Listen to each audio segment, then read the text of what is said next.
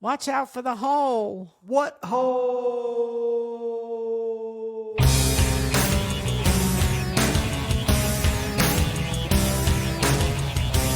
out for the portable hole. Rock out to the portable hole.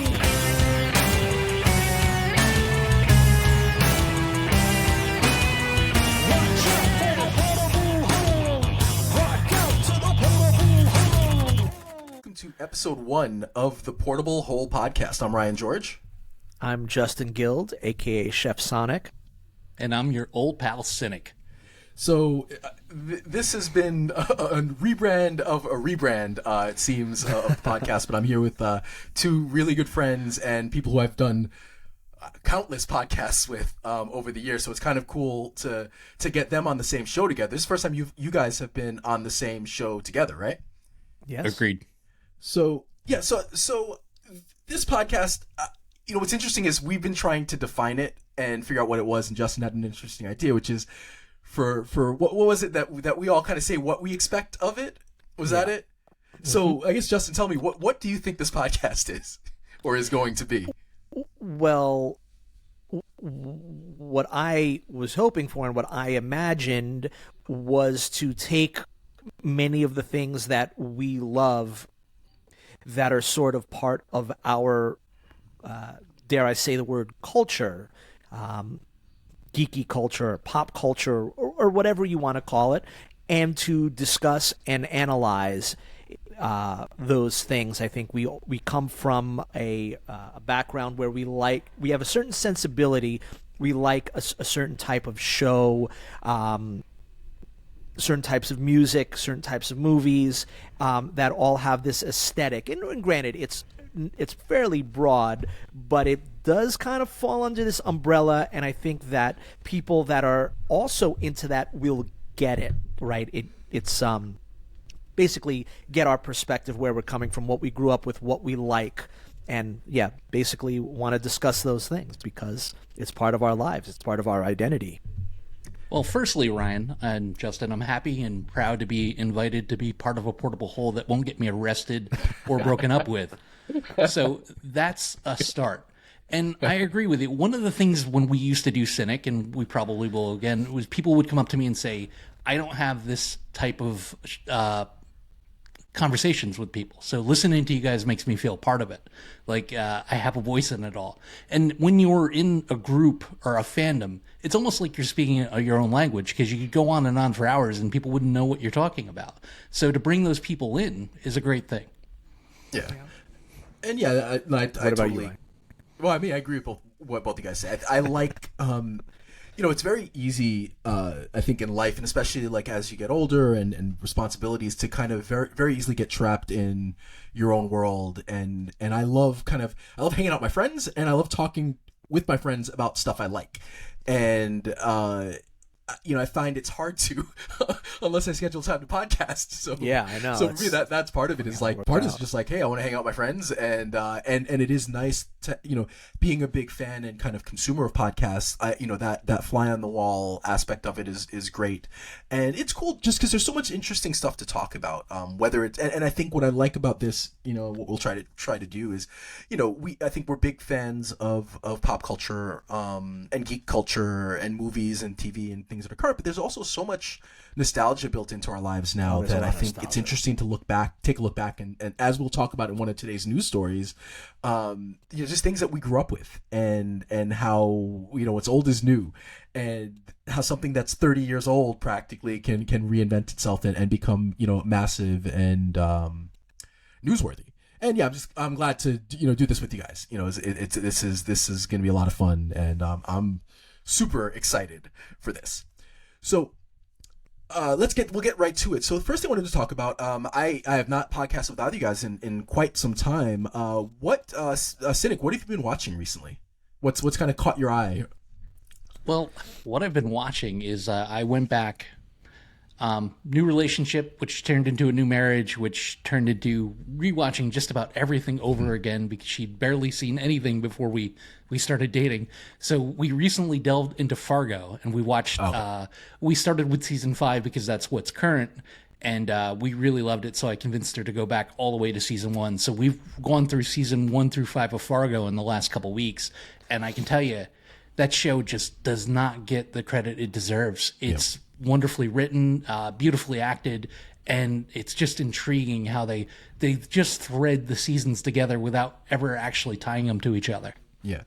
Yeah, it's really a brilliant show. I think I'm 1 or 2 episodes behind, but I love how the show is able to like reinvent itself.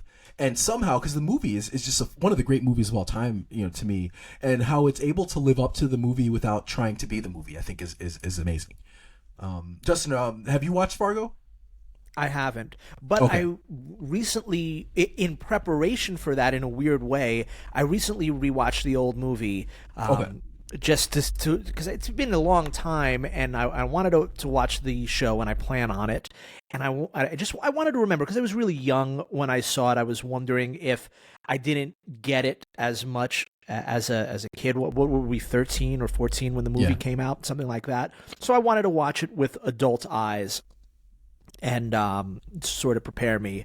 Yeah. And of course, it's a great film. Yeah. And I'm excited to watch the show as well. Yeah. Now, how about you, Justin? Are you watching anything interesting? So I've watched a couple things. I basically binged The Reacher, which a lot of people have been into. It's real popular right now, and it was sort of the exact show that I needed. Was to binge. Very entertaining and not so tightly scripted where you have to watch and be so hyper focused that if you miss one part you're completely confused. Yeah. So I've been enjoying that, and I think we have one episode left. Cool. Again, we're going to talk about I've that also done a next week. couple of things sort of in preparation for Portable Hole. I started watching some old cartoons that I used to watch as a kid to see if they were actually good.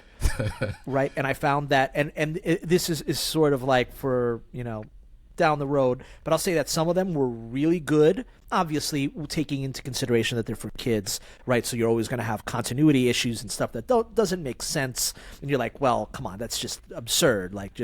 But when you really think about it through adult eyes, but some shows were really well written and some were really poorly written. So I just found it interesting going back and watching some of those as well. But I'm not going to say which ones were great and which ones weren't. That will be for another time. Okay, good. Well, yeah, and it's interesting because I know, Cinik, you're not a big cartoon guy, right? Me? No. Yeah. How about old cartoons? Like, does that nostalgia factor? I look like I'm 75 years old, but I used to be a kid at one point. So yeah, I did watch cartoons. No, I'm not saying did you watch it. I'm saying, will you enjoy cartoons that you grew up with for nostalgia reasons, or are you just like, yeah, I don't care for cartoons? I never find them as good as they were when I watched them. Like, nostalgia doesn't take over. I see them with a more critical eye, but I do still enjoy them. Like, I could go back and watch that original Transformers movie over and over again. Yeah, it was awesome. So yeah, I've watched this. It's weird. I've watched a million things, and it feels like I've watched nothing. I think I've watched a lot of kind of mediocre TV in the last few months. And I'm sure there's some really good things sprinkled in. But I'll share two things that one thing that stood out was a movie called Anatomy of the Fall, which is incredible. If you have a chance to watch that, it's like kind of an indie-ish movie. I think it's French, but a lot of it's in English. And it's just about basically a guy dies in a cabin with his wife and his kid, and there's a lot of kind of circumstantial evidence, and the movie deals with the aftermath and the kind of trial that the wife is on as she's suspected of his murder, and it's a really compelling movie and definitely worth a watch. And then I've been watching something that's a little bit more on the fun, dumb side, which is called The Brother's Son, I think. Which is really good. I think it just came out. It's on Netflix. We're maybe like 5 or 6 episodes in, and it's basically of these two brothers. One grew up in the U.S. with his mom. He's kind of a nerd.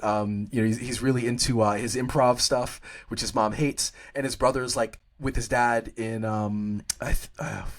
China, I forget where, and he's like a crazy assassin, and he ends up having to come to the U.S. and hijinks ensue, and it's got some pretty good martial arts, and it's just batshit crazy, but it's kind of a fun show to watch, so I definitely recommend and if you want something that's easy to watch, shortish episodes, and doesn't require it's not like you need to put all your brain power into it, I definitely recommend that.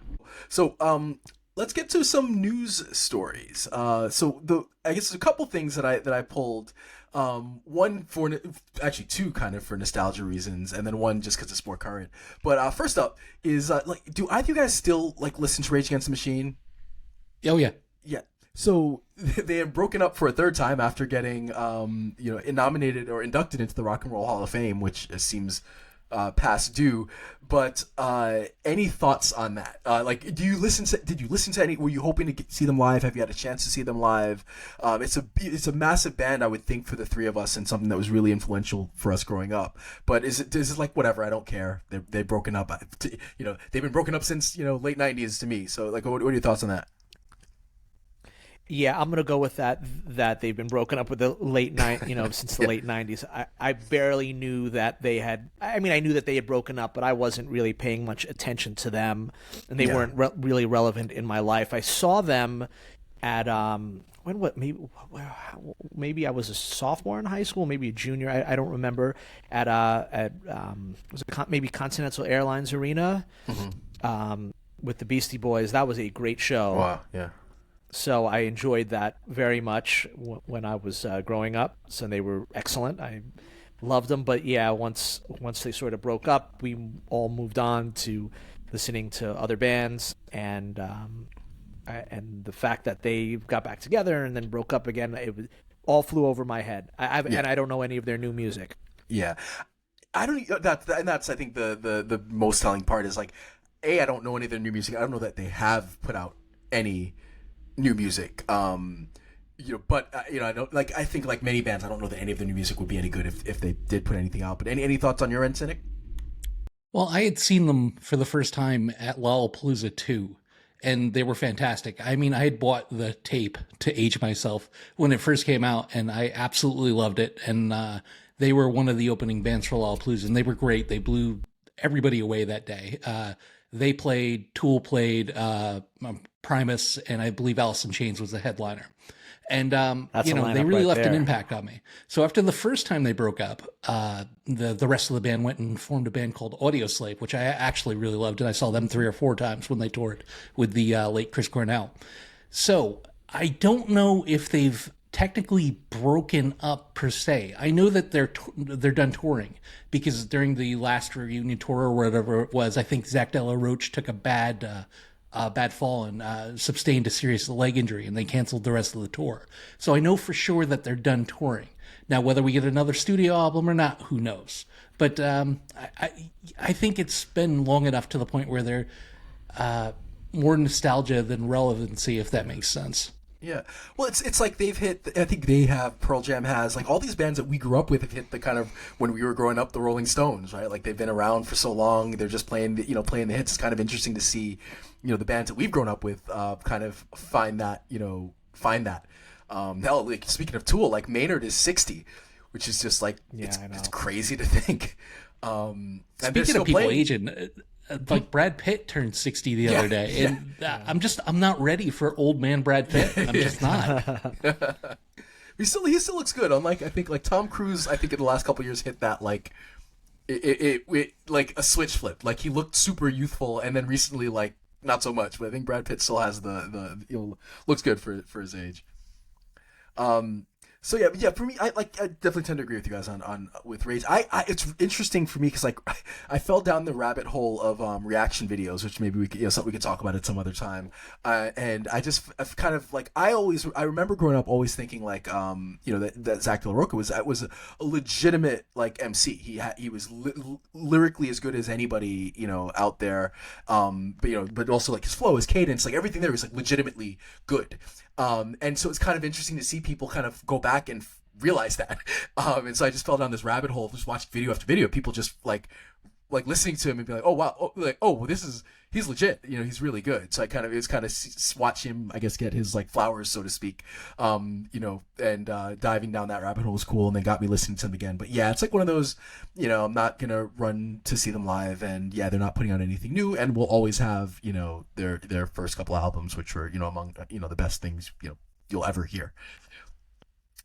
So the next news item, so we're going to talk about Tetris. And I know, Justin, you want to do a deep dive into Tetris as it's become in vogue a little bit recently. But this is a really cool story and really interesting. So basically, a 13-year-old who goes by the name of Blue Scooty is believed to be the first person to beat Tetris. And there's a little bit of like an asterisk next to it, but it's still incredibly impressive because it was, so basically the way it works is at some point the game crashes. So at some point you play it so much that things become unstable and the game will crash. And no human has ever gotten to that point. And up until I think like a decade ago, it was thought that the highest level you could get to in Tetris was about, I think it was 29. And then there was like, I guess, new techniques developed, I think called rolling, that allowed people to kind of advance past that. And so, sorry to interrupt you. So first it was hyper tapping. Okay, yeah, sorry. Right? Basically, where you tap very fast, and then it evolved into rolling. Yeah, so hyper tapping and then rolling. But these techniques allow people to go from 29 well past that. And so, I guess a couple parts here. So, AI has quote unquote beaten Tetris, and I believe that the highest level that AI has gotten to is level 236. And if you get to level 255, and this, we're talking about like the NES version of Tetris. We're not talking about like any updated versions of it. But basically, if you get to 255, what happens is it starts over at level 0. And I'm kind of explaining this for some context as far as questioning whether he really beat it or what it would take to actually beat Tetris. So basically, after about I think it's level in the 150s, I forget the exact number, the conditions of the game start to get kind of erratic and chaotic, and it can crash at any time. So AI, has, like I said, has gotten it to crash up to 236. And Blue Scooty got up to level 157, and that's when the game crashed. So technically, by that rule, if you can get Tetris to crash, you've won the game, he won the game. But the asterisk is that there's a way to then play the game to avoid the crashes.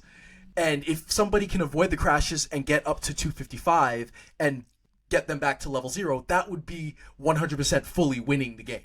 But it's still an insane feat, which I believe somebody may have matched recently. It's one of those things where like somebody beats a record and then all of a sudden like other people go immediately and beat the records. But it's pretty crazy because like, we've all played Tetris. I can't get past, I don't know, like level 10. So it's insane that to think that. Yeah, the whole thing is wild, and we'll do another episode on Tetris. For me, the fact that a game that I think it came out in 1984 was the original, and there's actually a fascinating story if you look at the history of licensing. Tetris basically was made by a dude who was basically worked for Russia. And they were like, nope, we own the rights to it. And then it went through all different sorts of things, rights in Europe and rights in the States. And then, it's really a fascinating story. And equally fascinating is how people are playing an old game and pushing the boundaries of it. And really taking it to these new heights, and how popular it is amongst kids that were not even born yet, not even close to being born when the game came out. So really, it's pretty remarkable. I can't think of anything else that compares to that, where something, and it's not like an update. There are newer versions of Tetris, but it's not like a new version of it that's gained popularity. No, it's the original. I can't think of anything else in any field where that's happened. It's bizarre. My wife actually plays Tetris every morning while she's getting ready for work and eating breakfast, and she's completely addicted to it. Wow. However, question: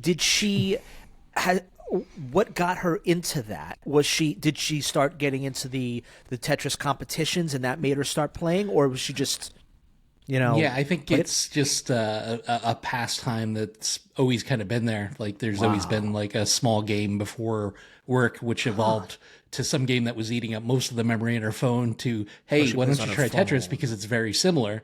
And, that's what she does every morning. And I mean, she's first or second in the area that we're in as far as them keeping track. So she does fairly well. But any game with a score, I'm hypercritical of or hyper suspicious of, because Blue Scooty sounds a lot like Billy Mitchell to me. So unless we have a video of that, and it wasn't done in Maine with save states, I've got to turn thumbs down, because listen, after this whole King of Kong thing, I'm just jaded when it comes to old school video games with scores, because people will do anything they can to cheat just to get their name out there. Yeah. Well, he was well known on the Tetris circuit. He was a competitive player and placed very high in the championships. And there is a video of it. So I'm sure he does a Twitch stream or something like that. So it is recorded. You could watch it. It's on on YouTube or whatever. And he was a very high level competitive player. So the fact that he would do that wouldn't seem too out of the question. Well, but we got to find out whether Twin Galaxies looks at that record and accepts it and puts it on their current boards, because there's old school scores now and new school. Speaking of jumping down the rabbit hole, that whole Billy Mitchell thing, I've been watching these Carl Jobs videos, and it's all about his lawsuits, Billy Mitchell's lawsuits against Twin Galaxies and Carl Jobs himself. Very captivating stuff. So we do need to talk about that at some point. Yeah, definitely. So it is interesting. Like, there's a great documentary. Speaking of games, it's crazy that everything has like a weird fandom, and no matter what it is, and like I was watching our podcast, huh? Except my podcast. There was a really good documentary on Monopoly, and I mean, Monopoly is obviously everybody's played it; it's a big deal. But that there's like a world championships of Monopoly.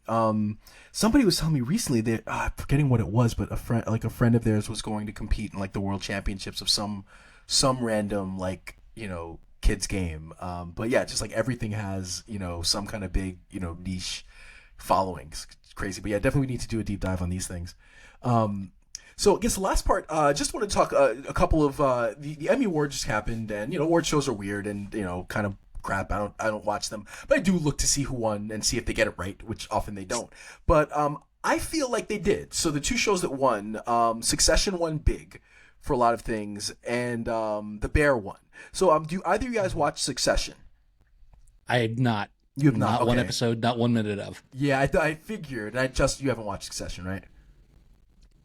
Well, it should be required viewing. It's like an excellent show. It's one of those. It took me a little while to get into it.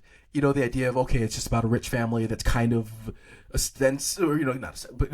kind of like the Murdochs to some extent, and infighting and backstabbing. But it is an amazing show with some incredible performances, and it's also incredibly funny. So it's actually a show that, like, if you really watch, if you watch it, like, it could be a comedy.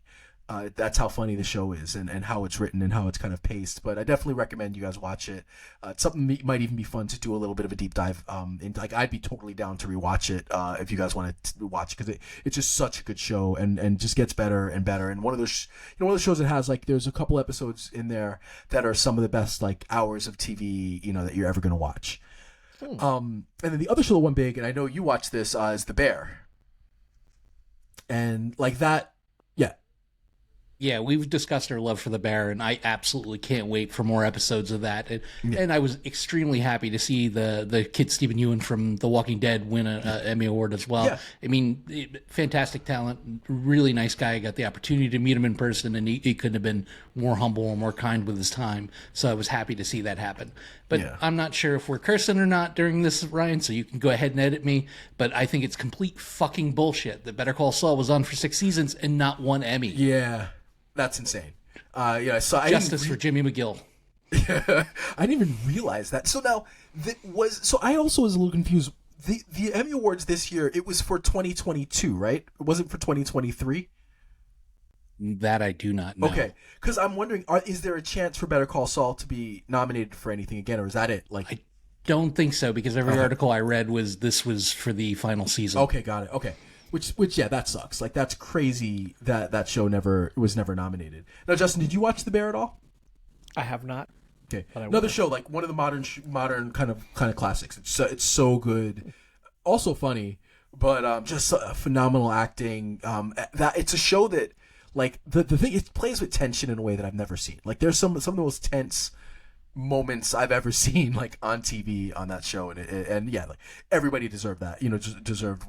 They deserved all the awards. So definitely happy that it got the accolades that it did.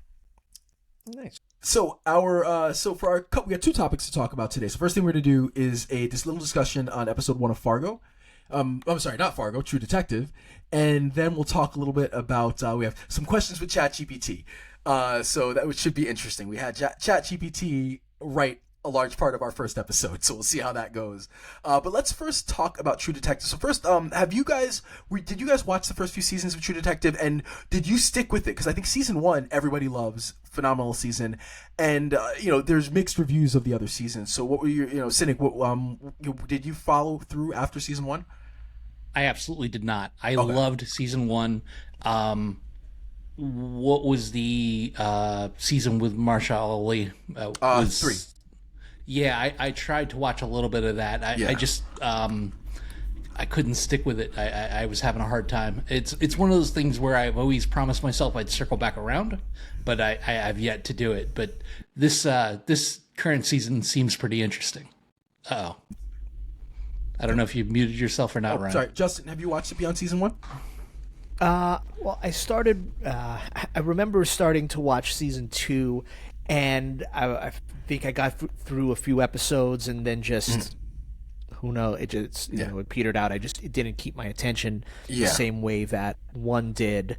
But funny, I sat down to watch the new season, and something pulled me away, and I never wound up watching it. But it's definitely on the list coming up very soon. And if it's going to be a good season, then I'll be all in. So you haven't watched episode 1 yet? I have not. Okay, cool. The only episode that's out. But yeah, we'll talk a little bit about that. But I'm kind of in the same boat with you guys. I watched season 1. I started season 2. Did not. I just fell off. It wasn't interesting. I did watch the season with Mahershala Ali. It was good. It didn't live up to season 1, but he's such a good actor, and I think he did so well in that held my attention enough to keep me through it. Like, I don't think it was as compelling as the first season. It's definitely better than the second season, but he's so good in anything that he's in that it was able to just keep my attention. I feel like it got to a point there was a point where I could have given up, and I kept watching, and I'm glad I did because it was a solid season of the show. So, Cinik, so what were your overall thoughts on the first episode? Did it it's a new director or new showrunner. Did it maintain the feel of the first one? Do you feel like of the first season? Do you feel like it kind of brought you back to season 1, or do you feel like maybe it's gonna be a little underwhelming like the other 2 seasons? I'll say it's completely different than what I expected. Yeah. Very female-driven narrative, which I think the show kind of needs because they never really went that route before. Even though it's kind of being done to death in other areas, this feels appropriate for the story that they're telling. Jodie Foster really led the cast and drove the story forward. With just kind of enough strength that you could see her being the lead character. Overall, it felt more like X-Files to me than it did. The thing about season in bits and pieces and kind of got stronger as the show went on to the end. Where they're kind of leaning into it pretty heavily right off the bat. Like there's a lot of unexplained phenomenon going on in in basically every scene of this first episode where it's like, is this a detective story or is it supernatural? Yeah. Yeah, I agree. I think I do think it was compelling to me, and I was kind of fixed on the screen. I really did enjoy the episode. I think it's the best start to a season, at least since season 1. I do feel like it was a little weird because I felt like season 1, the supernatural elements was just subtle enough that it could be explained away as something else. Where this one seems to be leaning into it a lot more. And now part of it could be that you're dealing with native Inuit people who are going to have different beliefs, and part of also that the Jodie Foster character, who seems to be a little bit racist and makes these comments, maybe kind of looks at them as like being kind of almost unsophisticated, and they believe in whatever this stuff is, and maybe that comes into play as something that's real. But it really does seem like the supernatural element is going to play a role in it. I do like. It feels much more like a horror movie. It, almost felt like The Thing. And maybe that was intentional. Well, I think a lot of it too is the setting, it being winter and then the constant night, and it feels almost suffocating at points. But definitely, I mean, it's worth continuing. Am I 100% certain I'm going to get to the end? I don't know, because I don't like questions for question's sake. Like, I want answers at some point.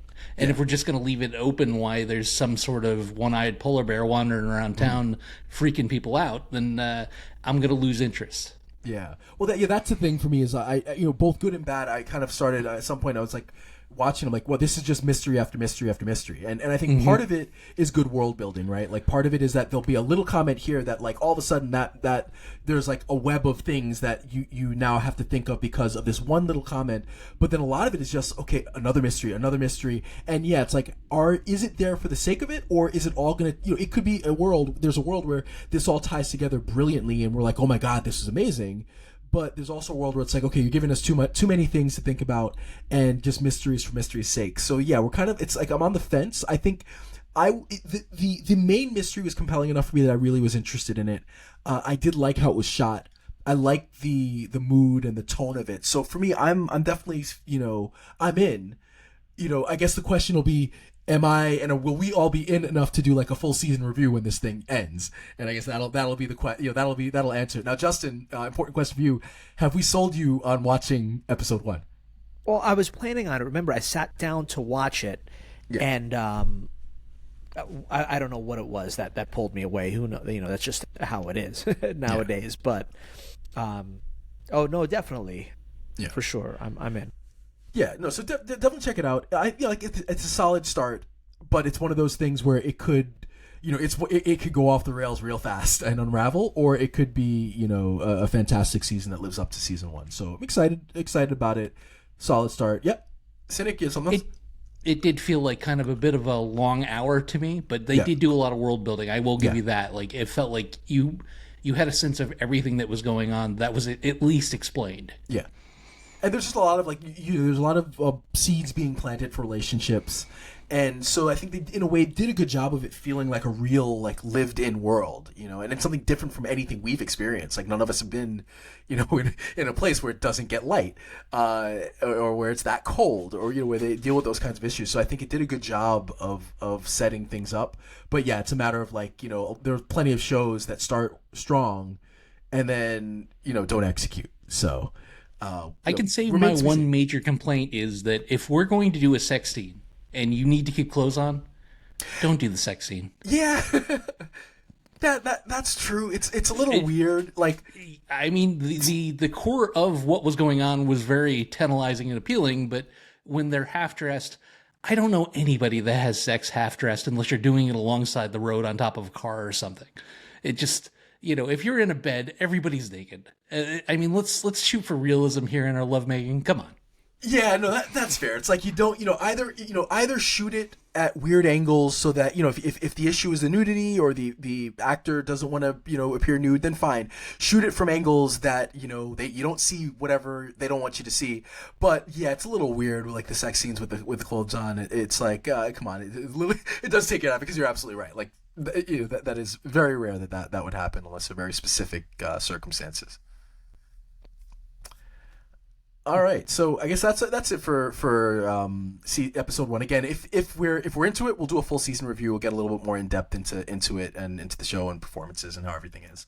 But let's get to our next part. So again, so before we get into these questions with Chat GPT, what's your guys' experience with it so far? I must say, like, I've found it to be very useful. There's a whole now AI is something that we will touch on a little bit more and talk about some of the, because I think there are a lot of interesting. And unanswered at this point, or at least without a consensus, moral questions with AI. But just from a tool to use to save time, I find it's been extremely helpful for me. But what's your guys' experience been with, if at all, with ChatGPT or any of the AI art stuff? So I use it for mostly, for a few things. I enjoy having it write scripts or summaries for movies that are in my head to see what it would come up with. And it's done a pretty good job. And I think I've actually had stuff that's pitch worthy because of it. Granted, you have to feed it the information. I also use it for writing songs. And I'm actually going to have a video on writing a song with Chat GPT. And it's interesting. Now, you said that it saved you time. Yeah. But what I found is that you actually have to put a lot of time into getting it to give you what you want. And that's really interesting. So much of it is figuring out how to use it. Yeah. So with any AI, there's like a whole thing of like you have to be able to create the right prompts. And there are people that legitimately like they earn money as prompt creators, right? Like they're able to write it. And you're right. So I always find that when I do have something I needed or wanted to give to me, I have to be very specific about how I ask the questions. But it saved me, like, for example, like I've been learning how to color comics. And so it's really cool because I can go into it and just ask it like, hey, you know, what color palette would be good for this? Or I'm trying to do this thing in Photoshop. What are those steps? And sometimes it gives me amazing answers and sometimes it doesn't. But I do find that, like, you know, if I have an idea or something, it's really great, a good tool to bounce ideas off. Now, you mentioned like writing scripts. I think creatively it's pretty bad. But I think as a tool to bounce ideas off. What are you talking about? Creatively, it's fucking amazing. It's a program that you say something and it comes up with a whole thing. Like, are you kidding me? It is amazing in that way. What I'm saying is, like, if you ask it to write you a story, I know what you're saying. It's going to be a generic story, right? Because it's like it's pulling from it's taking, like, I don't know, like the, you know, it's pulling from what it, you know, it's giving you what it thinks is going to be whatever you're asking it for. So you can ask it for in a style of whatever, but generally, like, what you get if you say, like, hey, I want you to write me a story about whatever, it's going to be fairly generic. The dialogue's going to be fairly generic. There'll be bits and pieces you can take out. But I find it much more useful to say, hey, I've got characters that are doing this thing, but I'm struggling with, you know, I'm struggling with a very specific thing. Can you give me ideas for that? And then it's great. But if as far as like if you ask it to write a book or write a chapter of something, it's not, to me, it doesn't come out, you know, particularly interesting. But Cinik, have you worked at all with any AI or ChatGPT or Midjourney or anything? I really haven't. The only thing that I have done is I work in a bit of an iconic spot in New York City, and I used it to take pictures and change them to post-apocalyptic images, which was pretty cool. And out of the hundreds of things I save a day to bring up to talk to you guys about, I think they rewrote the end of Game of Thrones with it, didn't they? Like somebody went back and rewrote like the whole last novel. That's out there for consumption. Interesting. The one thing I want to warn you about is that we've already been through this Chat GPT conversation, and it was called like Terminator 1 through 7. So have fun playing with this while you still can, guys, because soon it's going to be hunting us and planning our demise. Judgment Day is coming. Thing with that and with art is like it is you know, and that's where I while I say it's not creative, you know, in the sense of like, you know, it's not going to give you the, you know, write the next great American novel, that might be a couple years away, you know, like the art, even the AI arts can be pretty cool. It's you know, you can generally tell, not always actually, I should say, but you can generally tell when it's AI art. But I mean, but a lot of times, like they're things that have won contests, you know, art contests. So, you know, if it's not at the level of writing the next great American novel right now, it will be at some point, and sooner than later. And yeah, like, you know, maybe we do need to be a little worried about it taking over our lives. But I mean, they're doing automated McDonald's and stuff. It's going to cost a lot of people their jobs in the end. You're right. I think that is, so to me, right off the bat, and rightfully so. Well, people suck. Like, have you like experienced people in most modern service industries? It's terrible, right? At the, you know, this could be like a rant or what you would call the Justin words of wisdom, but it's awful. Like, people are really terrible at it now, and more importantly, the companies don't care. They've sort of all taken the stance of, well, too bad, go somewhere else, and everyone's done that. So you can't go anywhere else because no one cares. So I'm all for AI, you know, replacing people that are you know, that then do we a have terrible to job. figure out what we do with all these displaced people who can't find jobs. That's the what was it? The argument for 15 or the argument for 20 is, well, they don't deserve 20. Yeah, but we're paying them 20 anyway through social programs. Yeah. If we put these bad fry cooks out of business, then we're going to be paying these bad fry cooks full salary. Yeah. So yeah, I think that there is a world where there are a lot of jobs and industries I think that already AI is going to take a lot away from, because I mean, why hire people to write marketing copy when you can just plug stuff into like AI, plug it into Chat GPT, or why hire somebody to draw, put together like a flyer for your company when you could just have have Midjourney, come up with something. So there is a lot of these, there are a lot of these jobs already that it's easy to, and that's where we'll talk more when we do our like deeper dive into AI, about the moral kind of complexities of it, and how it should or can be used, and whether or not we're doing, is it even right that we're using it to write this episode? But anyway, so as I had a good segue, but I lost it. But ChatGPT will be taking over the episode for now, so I'm gonna go through these questions. We'll do one. We put together 10 questions with ChatGPT. We'll just rotate between us answering each of the questions, and then the last one, we can all take a stab at. So, Cinik, I'll start with you for the first one. So, what's a movie or TV show from your childhood that still holds a special place in your heart, and why? Oh, it's got to be Star Wars. From the second I laid eyes on Darth Vader in the whole Star Wars universe, it's been my first love forever.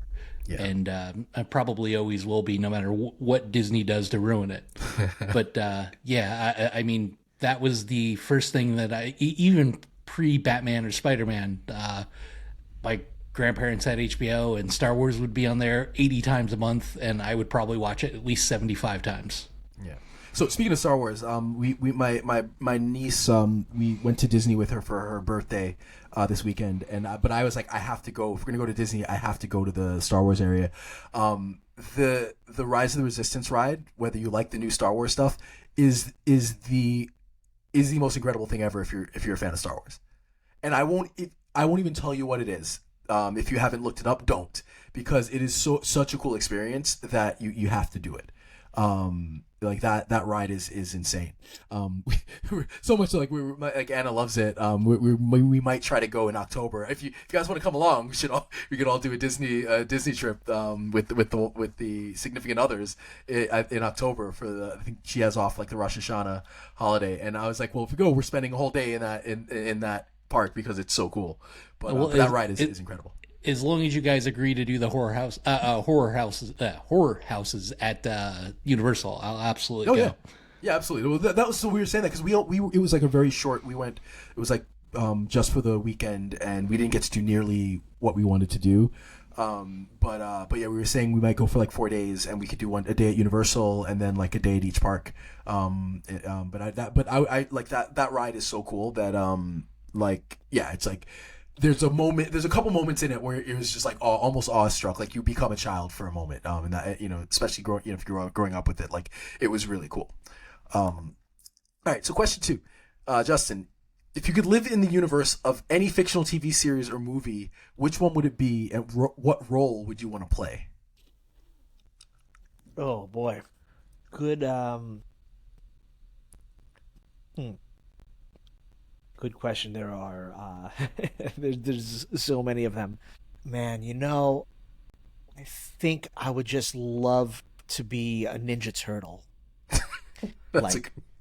Going back to it sort of reminds me of the childhood. It's like that's what of all the of everything I loved as a kid. I know this is not even asking about childhood stuff, and yeah, I could go dirty and like pick a fictional character that bangs every hot woman, like what does that add to the, if I mention that? Of course, that's where my brain would go, but that's not very interesting. It's like, well, no shit, that's what you would want to choose. But let's choose something a little more fun. Yes, I just would have loved to have been a Ninja Turtle. I think that I remember as a kid, just of all of all the cartoons, of everything, of every sort of superhero that I loved and wanted to be, that's it would have been cool.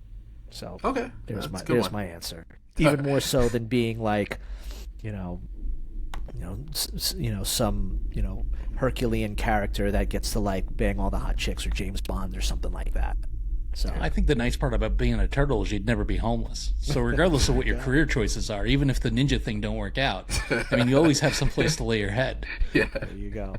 For me, I think it would probably be The Walking Dead, only because I think we're headed that way anyway. So I would just be prepared for it. I thought we were headed for Judgment Day. It would quite possibly could be. Maybe Because both. he's playing with his chat Maybe GPT there's stuff. going to be some AI, vampire shit going on. I just want Zombie the six shit, people yeah. that ever hear this podcast to go, when it happens, that guy Cinik really told us this was coming. Oh, it's coming. Well, we'll ask Chat GPT to write our Terminator / Walking Dead crossover movie. Yeah, there you go. We'll see how that comes out. Zombie We'll post it on the Terminators. website. We'll post the Chat GPT Terminator Walking Dead crossover pitch. Have you ever asked ChatGPT if it's going to turn on us and basically turn into Terminators? Have you ever asked it? I have. What's the answer?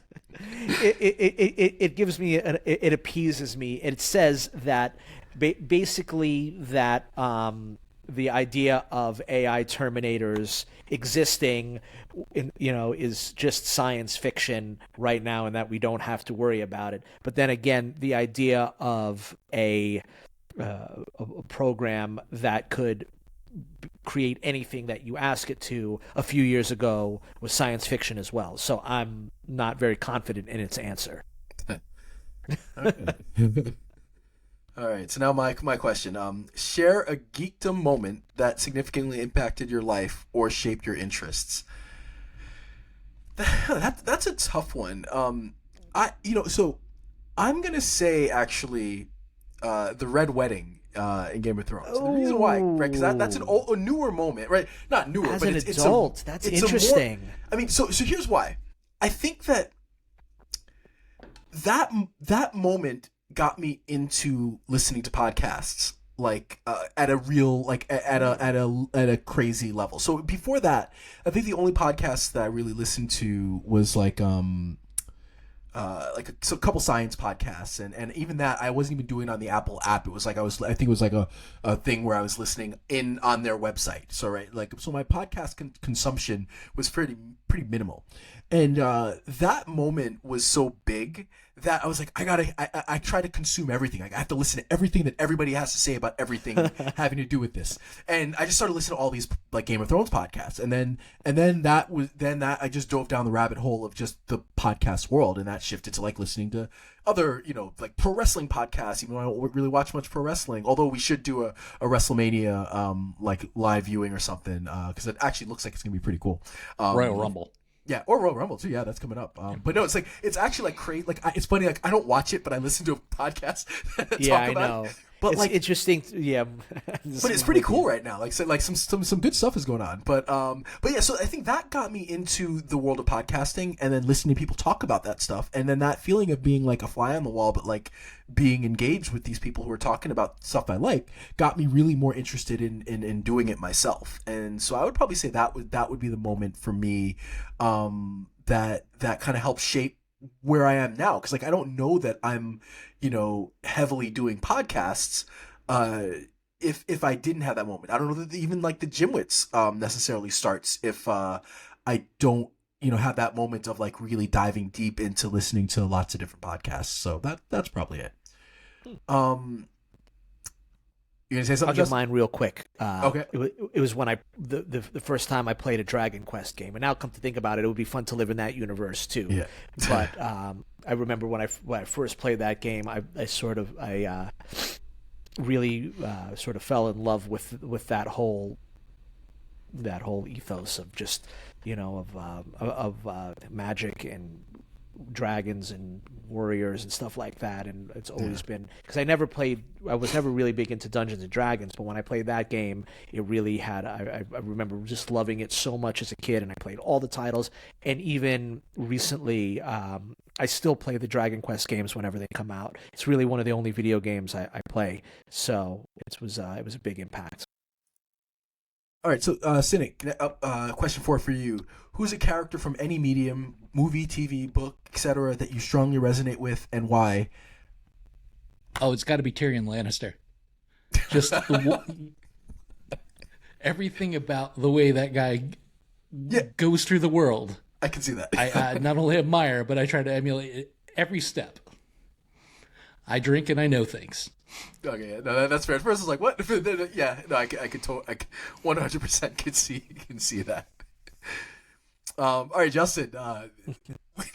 What's a guilty pleasure movie or TV show that you secretly adore, despite knowing it might not be working this out so that I had to get this question it worked right. out. Yeah. All right. So most important question of the day: what's a guilty pleasure movie or TV show?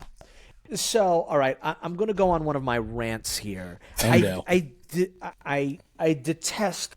It's like, I guess Chat GPT was just reading my mind of what I didn't want. Maybe it has an ironic sense of humor, but two terms that I detest are guilty pleasure and critically acclaimed. So they're both they're both. Well, guilty pleasure is an insulting term, first and foremost, and critically acclaimed is a meaningless term. Like, it's who cares what critics say? What matters is what people say, right? Critically acclaimed. It's just it's such a worthless term. And guilty pleasure is just as bad in its own way, because it's implying that whatever was made by people that worked very hard is not good, and that you have to feel guilty.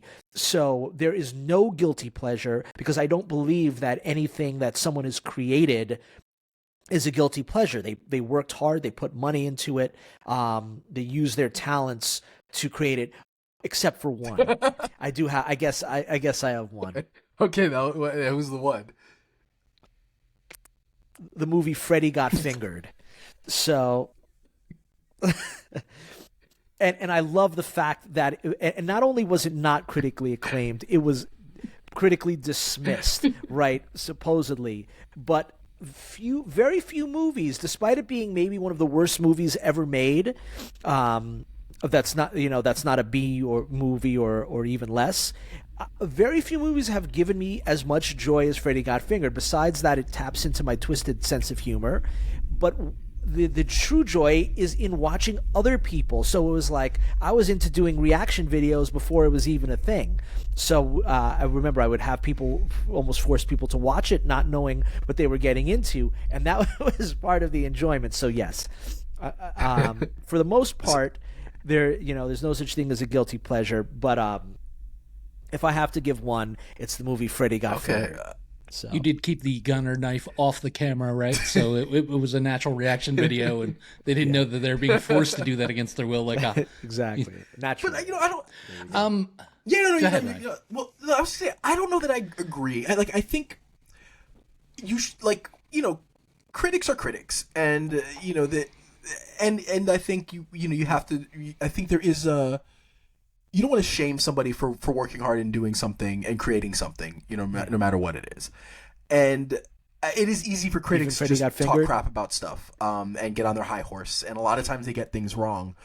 But there's a place for it, and I definitely think, there are things that are critically acclaimed because they're that good. And so I think there is something to be said for acknowledging things that are great, But I get the guilty pleasure thing though, it's like I'm sure there are pop songs that you will never, as a musician, never want to admit you like, but it's kind of a guilty pleasure. So I feel like those exist now. And it doesn't even mean saying it's bad, right? It's just there's some pop music is pop music, and us being kind of cynical kind of assholes don't want to admit that we like certain pop songs for the most part. Well, I love pop music. That's true. Love pop music. And one of my most fun things to do is whenever anyone rags on someone, it's so right to rag on Taylor Swift right now, even though she's an amazing songwriter and a brilliant businesswoman.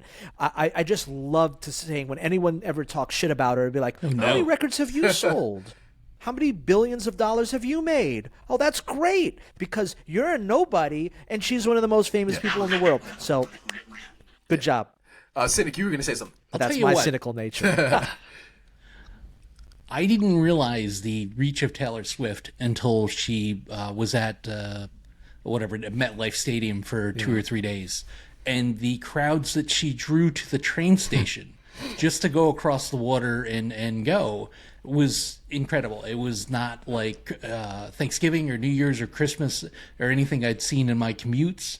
That place was wall-to-wall Taylor Swift fans, and I didn't realize how big this thing had gotten. And on another note, I think this whole thing with her and Travis Kelce is kind of like a feel-good story. Is the NFL leaning on it a little too heavily? Sure, but they do that with everything because it's bringing eyes to the sport that weren't going to be there without showing her 10 times a game. Is it affecting anybody in any way? No. And I dig that they're dating. I think it's great for the both of them, and I hope they're happy, and I hope they stay together. One thing I agree and kind of disagree with you on, Justin, is the critically acclaimed thing. Because critics without agenda back in the day were kind of Rotten Tomatoes before there was Rotten Tomatoes. And so you could kind of get... but anymore, it feels like critics now have agendas. So there's one person over on IGN. Every time I see that this person's reviewed something, I won't even read it because I know it's going to be a low score. There's not going to be much of a reason behind it. And if you go replace else, the scores are going to be much higher on whatever that particular thing is. It's almost like she lives to give low scores. She lives to shit on things. Now, if we look at the people side of things, I read a quick article saying that people are bombing True Detective because it's got a female lead. So people even are worse with the agendas, and there's no accountability because most of the time their names aren't signed to it. So when they run something like Starfield into the ground because it's an Xbox exclusive and not for PlayStation, just because they've got an axe to grind, it's like, who do we listen to now? Yeah. I mean, ultimately, we got to make up our own mind, but I do like to go into things knowing whether I should waste my time on it or not. Or, the investment of time to me as I get older and am more busy, it's important to me knowing that, having some sort of idea of whether I should avoid a certain product. I think I should reiterate, like, I actually don't have issues with critics themselves. Right, I think they have a role. I think my issue was the term critically acclaimed. Yeah. That was more the issue. No, critics definitely have a place. In fact, I actually loved going back and watching the old episodes of Siskel and Ebert. I don't know if you guys have done it. It's really actually quite interesting to watch how they would work. They're fantastic. They're very entertaining. Mm-hmm. And I really respect, while I don't always agree with what they had said, But so my issue isn't with the critics themselves. I feel they're necessary. It was more with the terminology of that term, critically acclaimed. I get it, but I think it's a marketing term, right? Like, and it's something that is useful. If you have something that out there that is widely regarded by critics, I think it's useful to say it and works as a marketing term, but I definitely agree. I think you made a great point, Cinik, about I think you do sometimes you do need somebody that you can trust, that you can trust their opinion and know that, okay, they said it's good, I can trust that it's good. But a lot of people do have agendas. All right, so I'm up to me, and again I got a weird question. Okay, share an experience where a piece of geekdom helped you through a tough time or influenced a major decision in your life. You get stuck with the deep questions. Yeah. Share an experience where... I mean, I can't think of anything that helped me through a tough time. Influencing... I guess I could say influencing a major decision. Okay, so I don't even know that. I guess the first thing that pops into mind right now is I've always wanted to write a comic. I've always wanted... Well, so it's like I always wanted to write a book. Or I should have, I have a story that I have been working on for a very long time. And so at some point I decided I wanted to write a comic, but I didn't have any of that motivation. And so one of my favorite geek pop culture podcasts is the Fat Man Beyond podcast, which is Kevin Smith and Mark Bernardin. And listening to them, there was one day, and it was just actually cool. I got to tell Kevin Smith this, but basically, in one episode, he was they were talking about, somebody had asked a similar question, like, how do I get started? What do I do if I feel like I'm not good, or I feel inadequate, or I don't have the the skills, or I'm comparing myself to other people? And he said something. It was just like, tell the story that you want to, tell the story that only you can tell. Which that clicked something for me, because it was like, no matter how good I am, or how good I am, or no matter how much better anybody else is than me, right? If I could read a million comics and say that's amazing, that's amazing, that's amazing, nobody's going to be able to tell the story that I have in my head the way that I want to tell it, for better or worse. And so if I ever feel like I'm not like good enough, or if I get in that mindset of trying to compare myself, I always kind of go back to that. Like, nobody can tell that story. And for me, the goal is not to become a millionaire or for everyone to read my story. It's just like, I just want to tell my stories. And that was a big moment for me, because that kind of disconnected any feeling of inadequacy or not being ready or not being good enough, because it was like, no, I mean, at the end of the day, like, I'm the only person that can do this. It's in my head, only my head, and that's helped me along the way. So I guess a roundabout way to say something that's influenced, because over the last couple of years, I've been very focused on creating stuff. Like, I just finished a comic that should be released. Well, just sent it to print, and it should be delivered and physically in my hands in a couple weeks. And that was no easy feat to get that done.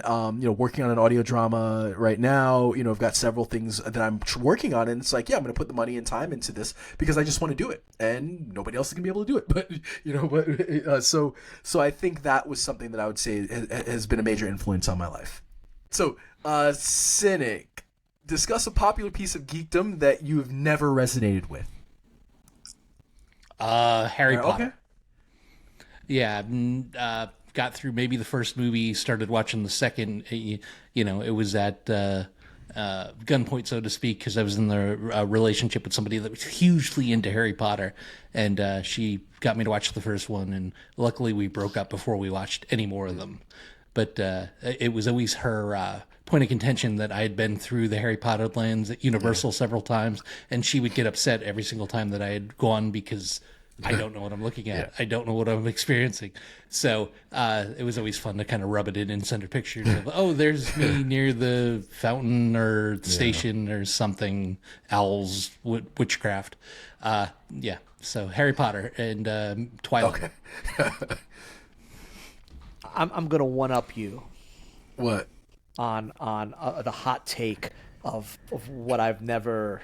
Because, like, Harry Potter's big. Yeah, huge. Right, I'm going for the granddaddy of them all. What? Of what I've never resonated with. Just say it. You know what it is, right? Star Wars. There, I said it. It's gonna be. Cinic's like, I don't know if we can be friends. It's be a rough podcast for you. We'll come back to that because we have some stuff. Oh yeah, that's a good one for the future. All right. What about you? I mean, I would probably say Harry Potter is definitely something that I've not resonated with. But I mean, there's a ton of stuff like that's there that I just never got into. But yeah, I would say Harry Potter is like the big pop culture thing that I can think of. That I've been to the musical. I've seen some of the movies. I fell asleep during the last one. It's just not for me. I've never been too into it either. All right, Justin. Okay, so we got two more questions. We got one more question for you, Justin, and then we got we'll have our little last question for the three of us. So, what's a movie or TV show that you've watched many times and are still entertained by? I mean, there's so many of them. I'm thinking of like, what's the one that pops? I don't know why that for me, but I'll just give you a quick one. Pee-wee's Big Adventure. Okay, you can finish. Really? Huh. I'm gonna go. I'll go. I like the idea of going retro with this. I'm gonna say the movie RoboCop. Oh, that's good. That's a good pull. I love that movie when I first saw it, even though it was probably highly inappropriate for me to see it as a 6-year-old. But I loved it then, and it's sort of one of those things that I don't scroll through cable anymore, like, because you just don't. There's no reason to do it. But whenever I did in the past, whenever it was on, I would always watch it and enjoy it. Or if ever like YouTube decides that, and it probably will now after hearing me talk about it, I'm sure that clips will start appearing. But I always enjoy going through. If it ever comes out in the algorithm, I'll always watch a clip on it, and I love to read what people have to say. So it has a lot of rewatchability, and and I enjoy it. All right, and then the last question. So, Cinik, I'll start with you. Why do you think it's become cool to be a geek? I don't know. Probably for the same reasons it's become cool to become a OnlyFans creator or a porn star. People just love flesh, baby. Yeah. And I'm not talking about boobs and TNA. I'm talking about the guts Yeah. hanging out from under your t-shirts. I mean, you go to Comic-Con and I mean, I think it's just one of these niche fads that is swung around. Everybody wants to be a part of everything at one time or another, and I think it's the availability of product with the internet and YouTube, and everybody gets to experience it more. Where us poor souls needed to drag our asses into a comic book store to experience it at the beginning. And that's probably why I think it's reaching a broader audience, so it has the ability to resonate with more people. Yeah, it's a good one. I think there's several other ways to look at it. Like I feel like in some ways it's like our modern kind of mythology. It's also like we, I don't know if it's just that we have so much, especially in our society, or if it's just that as a culture, like we export, pop culture, and pop culture and nostalgia seem to be, just the biggest things in our worlds and in our world now. And I think, I guess with the internet and with being able to have access to everything and anything, nostalgia becomes such a big thing that it's like we are all into what we were into when we were young. And I guess, the question is, why is it cool to have a bunch of toys? Like, why is it okay for, like, why has it become cool to kind of be a geek? And one thing I did hear, I was listening, was like, it kind of makes sense, is like that all the guys that write all of our favorite shows all played D&D like when they were kids, and so it's kind of like an extension of that. But I'll pose that to you, Justin. Why do you think it's become cool to be a geek? I think that I'm going to look at it in a practical way. That obviously a lot of the writers and the creators are all grew up with that sensibility, but I think that the powers that be, the evil empires, said, wait a minute, there's money in this, so we have to make it sexy, and that's exactly what they did. So how do you make Dungeons and Dragons sexy? Game of Thrones. How do you make sorcery and magic sexy? Harry Potter, which in a weird way it is. How do you how do you take these things that were sort of like geeky and outcasty and make it sexy and make it cool for massive consumption? Well, that's how you do it. You get good looking actors, you make it either uber violent, you make it very clever, you have you put big budgets behind it, and that's exactly what happened.